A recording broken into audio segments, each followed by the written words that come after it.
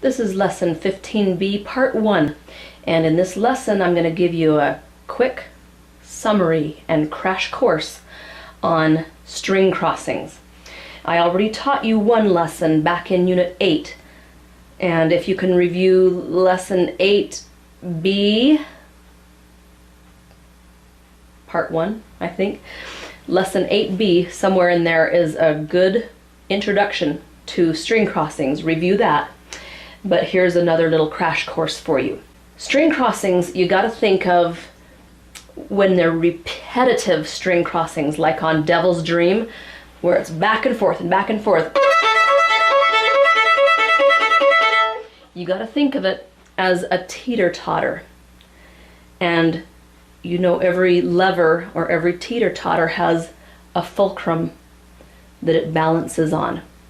Now, are you going to want a teeter-totter where the fulcrum is right here or right here? That's not going to work very well unless you're teeter-tottering with someone who weighs 400 pounds and you weigh 100 pounds. Generally, you want the fulcrum in the middle. And that's what you got to think of and develop that habit when you're doing repeated string crossings like Devil's Dream. Not only does it make a more efficient lever system, it also puts you near the square of your arm. And the square of your arm offers the best coordination and the least effort for string crossings. Now, as you know, with string crossings, you can choose to do it from your shoulder,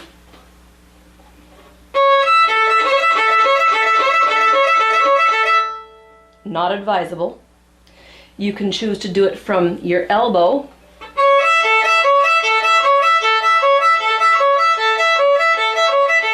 that's better. You can do it from your wrist. You can do it from your fingers.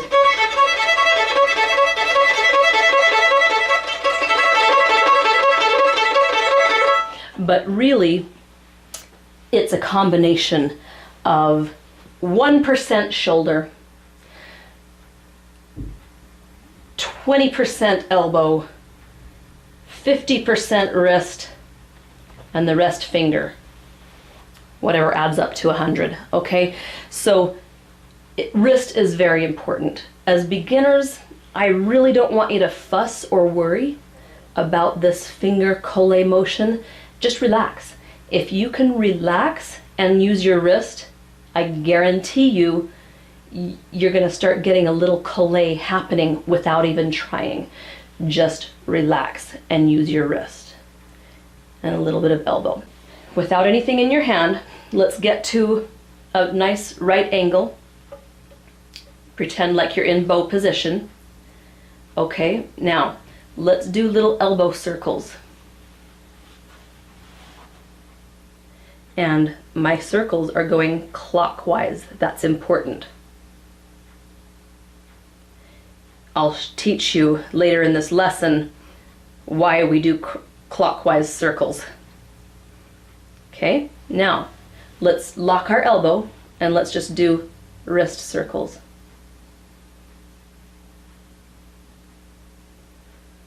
Okay, I want you to do this after you're done brushing your teeth or in between bites of cereal at the breakfast table. Okay, elbow. Just little.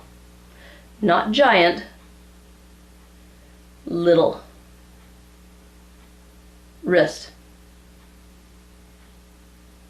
And relax. Don't feel, you shouldn't feel any muscles clenching in here.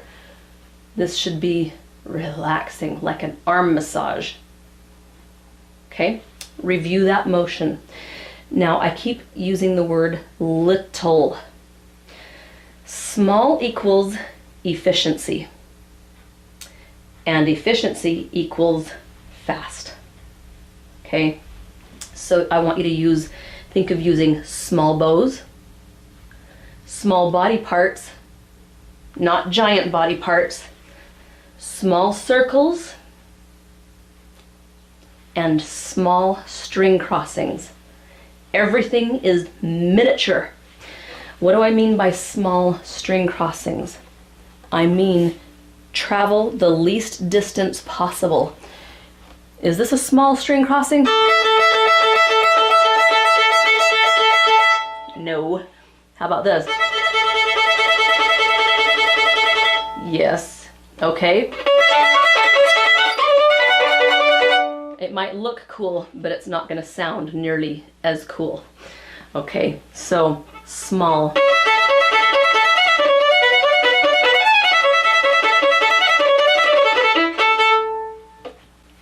Think small. Small string crossings, small circles, small body parts, and small bows. I'm using maybe 1 inch of bow.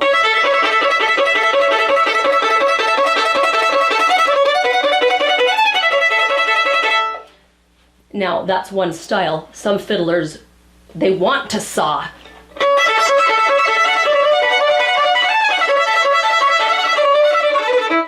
And that's okay too. It's a matter of preference. I like everything small, clean, and miniature. Okay? It's also less tiring and less injurious to aging joints. Okay, so think small. Now, we're going to talk about the clockwise bow circles and why I want you to work on clockwise circles and not counterclockwise. All right, I want you to try an experiment with me. Get your violin and play, well, let's do the D and the A string. Let's start on the D, A, D, A, D, A, D, A. Okay, try it with me. About that fast. 1, 2, 1 and 2 and.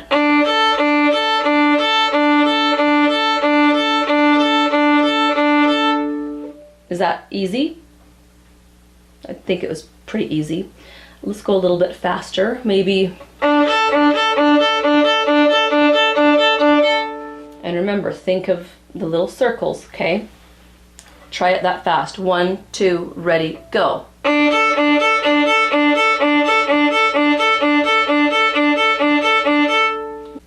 Now I want you to try something different. I want you to try starting on the A string. Okay, and we'll do the same thing, about this fast. 1, 2, 1, 2, ready, go.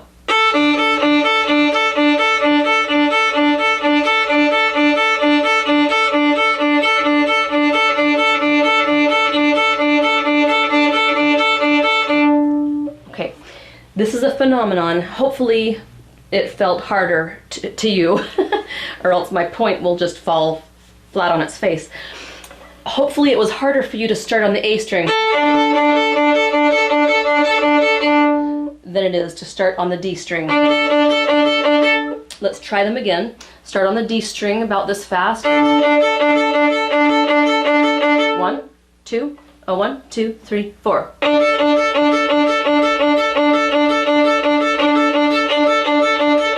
Okay, now start on the A string about this fast.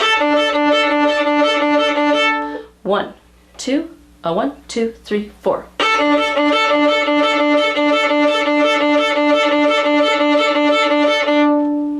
Now, if that doesn't feel awkward to you, you're a rare exception. Okay, there's an easy string crossing and there's a hard string crossing. We can't always avoid the hard string crossing, but I'd say 8 out of 10 times you can work it out so that you always have the easy string crossing. And I know a lot of classical violinists who haven't figured that out, and they keep trying to do the bowings exactly as they're written, and they're doing these hard bow circles. I just change one note and I'm on easy bow circles. No one can tell the difference because it's usually going so fast, and it seems like it's easier for me, because it is easier for me. I've found a shortcut. So the difference is when you are crossing from a lower string to a higher string, Listen to this. If you put the lower string on a down bow and the upper string on an up bow, that's a pretty easy rule to remember. You will find that you're doing clockwise bow circles.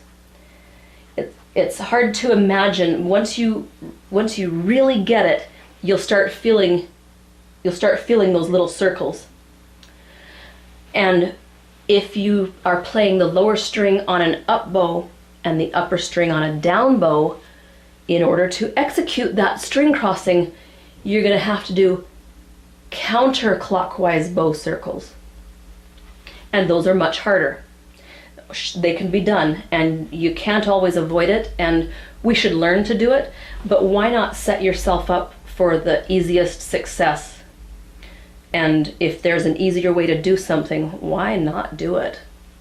So the bowings I've arranged in Devil's Dream always have you doing clockwise bow circles. Down bow on the low string, up bow on the upper string.